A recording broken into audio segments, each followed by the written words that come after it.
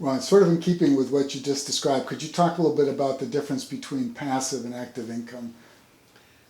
All right, Rob. Passive and active income.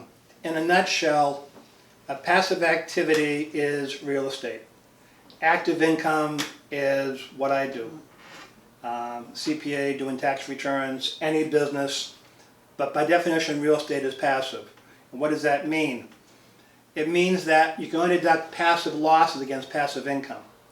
So if there are exceptions to that, but the basic rule is if you have passive income from rental property, you have to have passive losses from that to offset it. So if you sold a stock you owned in ANC Engineering and made a $200,000 profit or a $200,000 loss, that cannot be offset against your rental income or your rental loss. So the passive activity would generally come into play when you own real estate. For example, I have an investment in a 3-family in Dorchester. That activity is a passive activity to me because it's real estate. I am not allowed to deduct the losses on that activity, even though I have them, unless I have passive income.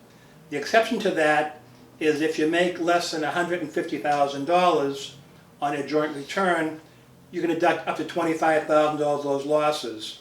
At $100,000, you have to take all the $25,000 of your losses.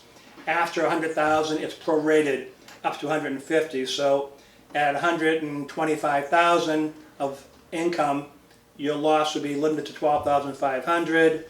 As it goes up, it gets lower and lower.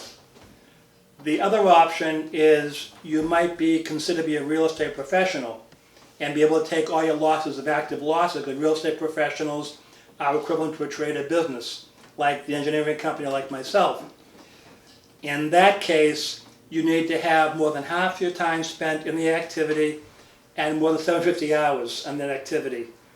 And the IRS has had numerous cases to support that, where they have the taxpayer has to document on a weekly basis, on a weekly basis, how much time you spent each week, each day on that rental property, and show how much time during the year you spent on it. So you satisfy the 50% and 750-hour test. It's very difficult to do that. So most of the time when people buy real estate, I tell them, you're going to have passive losses. If you make more than 150, you can't take them. That's the bad news. The good news is those losses are carried forward and they can use to be offset the property when you sell it.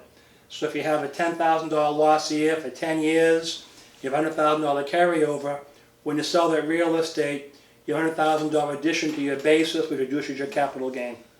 Terrific detail. Appreciate that much. We got one final question for you, Ron. Okay. Thank you.